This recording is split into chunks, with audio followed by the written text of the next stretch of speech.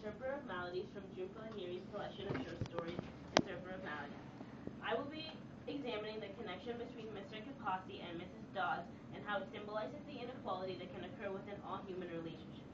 Through visual imagery, Lahiri creates lenses for Mr. Kapasi and Mrs. Dawes, lenses that allow them only to see each other for what they can offer and not for who they truly are. Lahiri's telegraphic sentences convey the power disparities between Mr. Kapasi and Mrs. Dawes.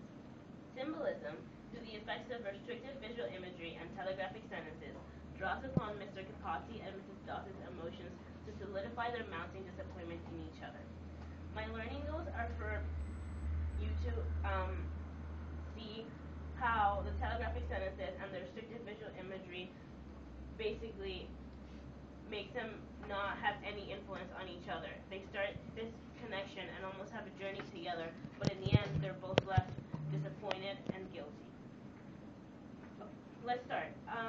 When you're trying to get something from someone else, what would you say works to get it, and what would you say does not work? Bribing. Works or doesn't work? That doesn't work. Work? That's a good question. Sometimes. Both. Doing something for them in exchange. Alright, okay. Are we doing don't or do? Let's start with the ways that work. Being straight up. Honesty. Persuasion. That's like persuasion. I'm not gonna write them. Persuasion. Bartering. What about ways that don't work? Yelling. Like demanding it of them. Insulting them. So I want you to keep those things in mind. Crying. I want you to keep those things in mind as I go through my presentation, and I want you to see if you can identify it in each of the characters. So as I'm explaining, I'll ask you, can you see any of these things that we mentioned in the characters at different moments? Interpreter Maladies is traditional and basic in its structure. First, it starts with the exposition, then the rising action, leading to the climax, followed by the falling action, ending with the resolution. I'll begin by examining how imagery characterizes Mr. Kapasi and the exposition and creates a lens for how he sees Mrs. Dawes. The first description we are offered is that Mr. Kapasi was 46 years old with receding hair that had gone completely white. Mr. Kapasi finds Mrs. Dawes physically attractive, and his description of her clashes noticeably with his description of himself. Mr. Kapasi is less powerful not only because of his age, but because of his self-image. His receding hairline symbolizes his personality. He cedes power to everyone else, like he has to his wife, and is doing now with Mrs. Dawes. Moving on to the syntax of the exposition through Mr. Kapasi's point of view.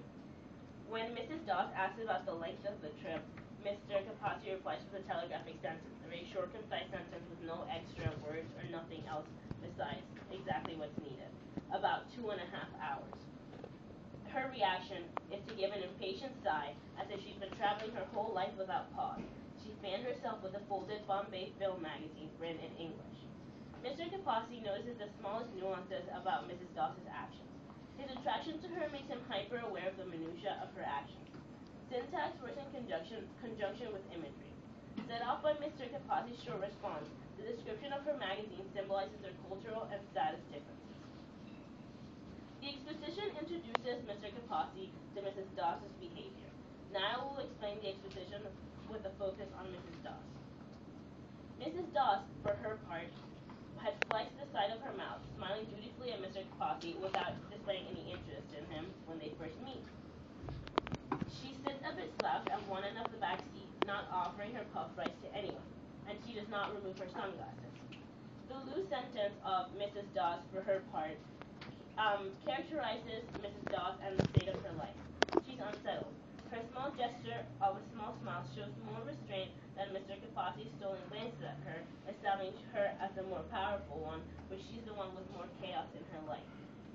In that way, do you think that the person who cares more in a relationship or in just interaction is the one with more power or the one with less power?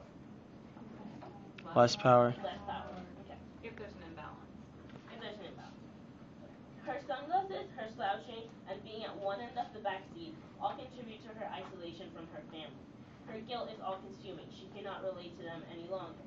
Mr. Kapasi, however, sees the isolation from her family as simple discontent with the state of her marriage, which allows him to relate to her and become enamored with the idea of them helping each other.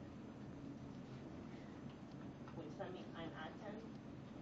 I've You're already at taught 5. You're at 5. No. Oh, okay.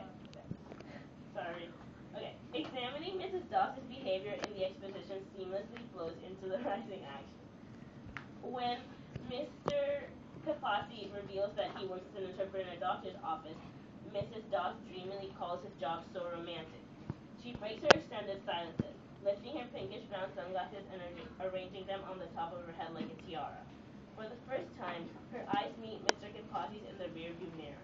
Pale, a bit small, their gaze fixed but drowsy. With only a short sentence, Mrs. Dawes has shifted the balance of the relationship. Calling Mr. Kapati's job so romantic in a dreamy voice both characterizes her and produces a shift. She removes her sunglasses, tearing down one layer of isolation, and for the first time, her and Mr. Kapati look at each other in the eye. The limited eye contact throughout the story makes this moment a focal point. The connotation of the word romantic allows Mr. Kapati to interpret this as proof of her lack of passion towards her husband. The description of Mrs. Dawes' eyes match her characterization.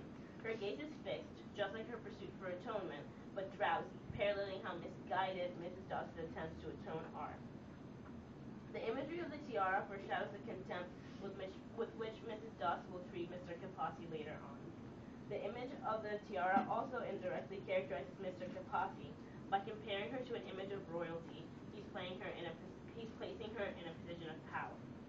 When they get to a stop to eat, Mrs. Dawes gathers Tina onto her lap, insisting that he accompany them. Mrs. Dawes inviting Mr. Kapati to sit with them characterizes her as the more proactive and aggressive of the two.